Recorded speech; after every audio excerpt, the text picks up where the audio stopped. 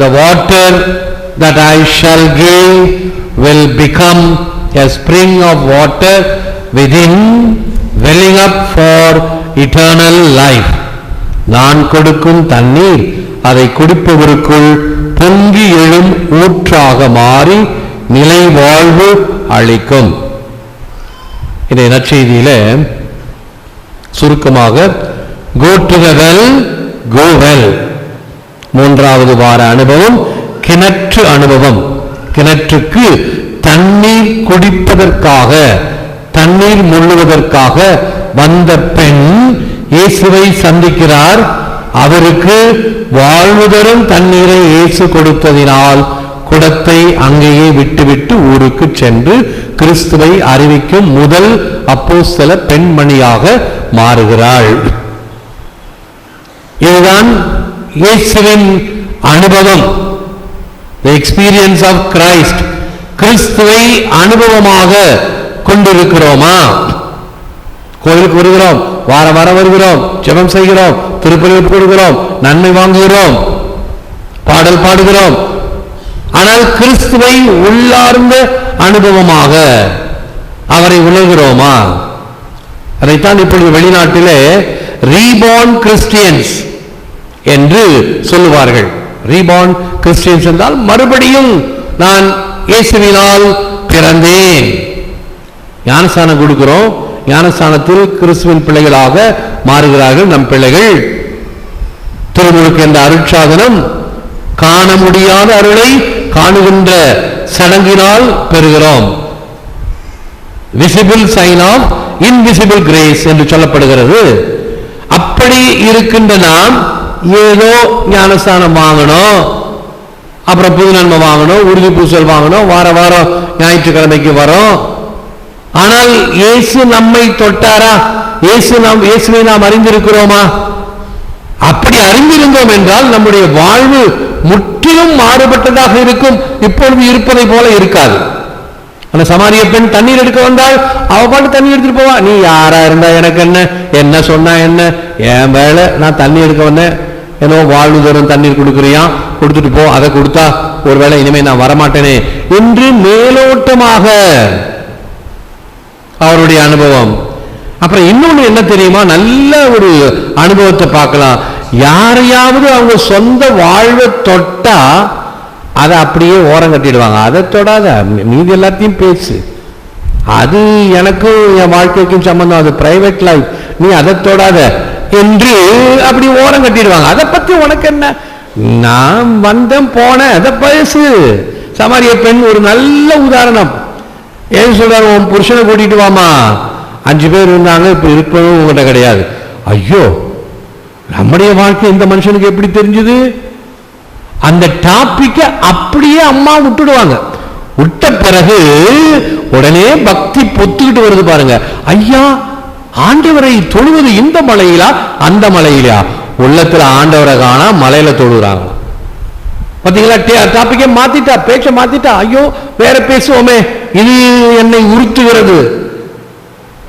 எப்பொழுது இயேசுவுடைய வார்த்தைகள் உன்னை உறுத்துகிறதோ அது வார்த்தை, ஆண்டவருடைய வார்த்தை. It comforts the afflicted, troubles the afflicted.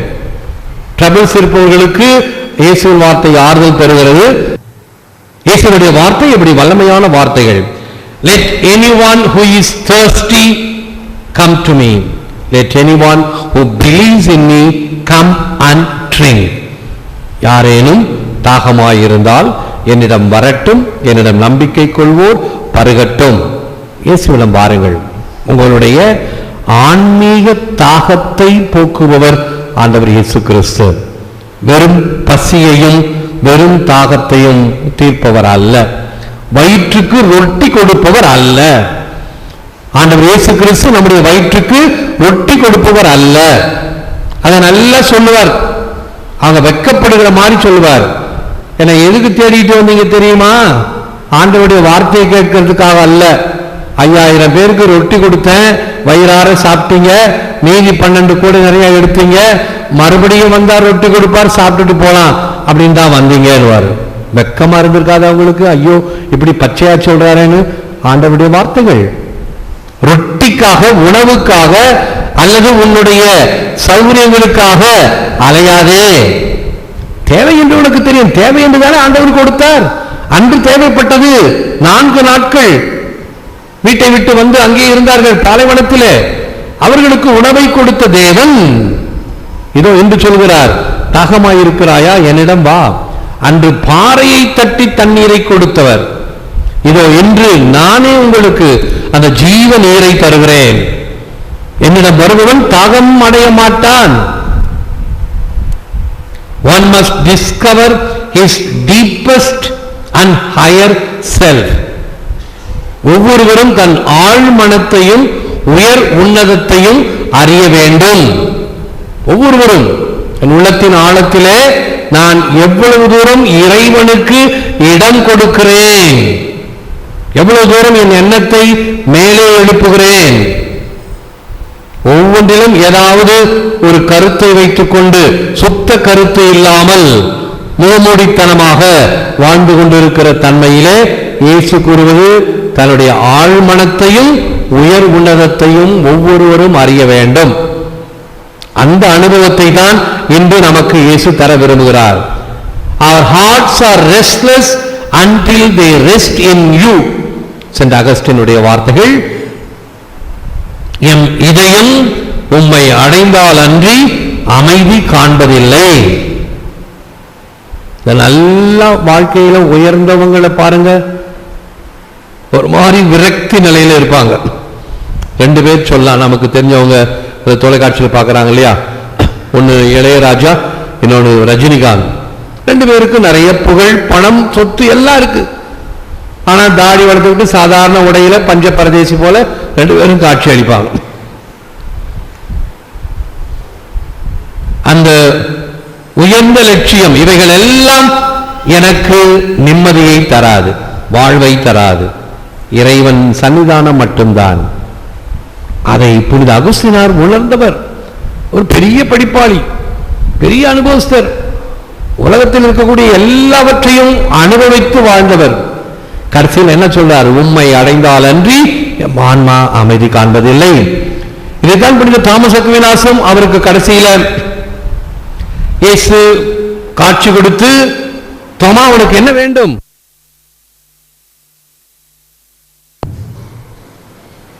நீர் ஒன்றே போதும், வேற எதுவும் வேண்டாம். இவைகள் எல்லாம் வாழ்க்கையினுடைய அனுபவத்தை முழுமையாக பெற்றவர்கள்.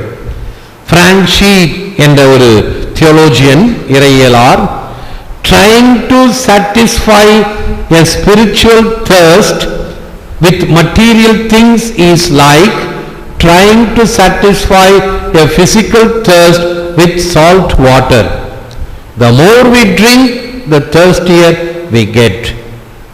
உலகப் பொருட்களால் ஆன்ம தாகத்தை தீர்க்க முயல்வது உப்பு நீரால் உடல் தாகத்தை தீர்ப்பது போன்றது. குடிக்க குடிக்க தாகமும் அதிகரிக்கும். தாகம் எடுக்குது. கடல்ல இருக்கக்கூடிய மீனவர்கள் படகுல இருக்கக்கூடிய குடி தண்ணி தீர்ந்து போச்சுன்னா தாகத்தோட இருப்பாங்க. ஐயோ சுற்றிலும் தண்ணி இருக்குதே, ஏன் தாகத்தால் தவிக்கணும், இந்த தண்ணியை குடிக்கலாமே. குடிக்கலாம், ஆனால் தாகத்தை அது தணிக்காது. அது மட்டும் இல்ல, மறுபடியும் குடிச்சா உடனே உடலுக்கு ஊறுதான் விளைவிக்கும். உப்பு தண்ணீர், உப்பை தின்னவன் தண்ணி குடிக்கணும் அப்படின்னு பழமொழி இருக்குது. ஆகவே ஆன்மீக தாகத்தை தீர்க்க வேண்டுமா? இந்த உலக உபாயங்கள் எல்லாம் சரிபடாது. ஆண்டவரிடம் வாருங்கள், அவர் உங்கள் தாகத்தை தணிப்பார். He is one of those who still scorching downs even though the game is over and won. He has done everything that we have told him to do, but still thirsty and unhappy. Charlie Brown. ஆட்டம் வெற்றியுடன் முடிந்தாலும் திருப்தி அடையாமலும் மகிழ்ச்சி கொள்ளாமலும் இருக்கின்ற மனநிலையில் பலர். ஒருவேளை எடுத்த காரியம் முடிஞ்சிருக்கும், அதை இப்படி வந்திருந்தா நல்லா இருக்குமே, இப்படி செஞ்சிருந்தா நல்லா இருக்குமே என்று அங்கலாய்க்கிற மனநிலையில் அநேகர் நாம் இருக்கிறோம். கிடைத்த வரைக்கும் போதும். ஒரு நல்ல உதாரணம் சொன்னா, வெளிநாட்டில எல்லாம் காசியோ என்று சூதாட்ட கிளப்ஸ் நிறைய உண்டு. பெரிய பெரிய ஹால்ஸ், இந்த நம்ம கோயில மாதிரி 8 மடங்கு 10 மடங்கு பெரிய ஹால்ஸ், அழகான லைட்ஸ் எல்லாம் போட்டு எங்க பார்த்தாலும் சூதாட்ட மிஷின்ஸ். என்ன மிஷின்னா, ஒரு காயினை போட வேண்டியது, ஒரு $1 அல்லது $1 தான் மினிமம் காயின். $1 போட்டு ஒரு பட்டன் அழுத்தணும், அது சர்ன்னு சுத்தும். சுத்திட்டு உனக்கு லக்கு இருந்தா அப்படியே பொல பொல பொலன்னு கொட்டும், ஒரு 20 30 கொட்டும். இல்லைன்னா ஒன்றும் கொட்டாது, போச்சு, அது முழுங்கிடும். அப்போ 1 உள்ள போயிடுச்சு, 2 உள்ள போயிடுச்சு, 3 உள்ள போயிடுச்சு, 4 சர்ன்னு கொட்டி 20 வந்துடும். பரவாயில்லையே, 4 தோத்தம், 20 கிடைச்சிருச்சு, 16 லாபம். அப்ப புத்திசாலியா என்ன செய்யணும், போதும் என்று சொல்லி உடனே வந்தீங்கன்னா உனக்கு $16 லாபம். மனம் கேட்காதே, மறுபடியும் போடுவோம், மறுபடியும் போடுவோம். என்ன, இப்படிப்பட்ட ஒரு சூதாட்ட கிளப்புக்கு என் நண்பர் கூட்டி சென்றார். அவர் சொன்னார், ஃபாதர் உங்களுக்கு $20 தரேன், $20 நீங்க விளையாடுறீங்க, $20 முடிஞ்ச பிறகு தோத்தீங்களோ ஜெயிச்சிங்களோ கவலைப்படாதீங்க, சலாம் சொல்லிட்டு வந்துகிட்டே இருங்க. இல்லைன்னா ராத்திரி பூரா ஆடிக்கிட்டே இருக்க வேண்டியதுதான், தோத்துக்கிட்டே இருக்க வேண்டியதுதான் அப்படின்னு அவர் அனுபவத்தை சொன்னார். அதே போல அனுபவம், 4 போச்சுன்னா 10 வரும், 10 போச்சுன்னா திருப்பி 20 வரும், 20 போச்சுன்னா எல்லாம் போயிடும். கடைசியில $20 போச்சு. அவர் சொன்ன மாதிரி சலாம், $20 போனா போட்டும்.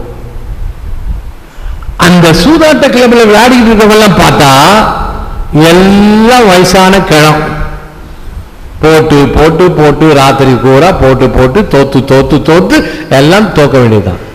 ஆனால் தோல்வி என்பது தொடர்ச்சியா வராது. அதான் மனுஷனுக்கு இருக்கக்கூடிய ஒரு அந்த சோதனைன்னு சொல்றோம் இல்லையா, ஒரு தடவை வரும், ஒரு தடவை தோக்கும், ஒரு தடவை வரும், ஒரு தடவை.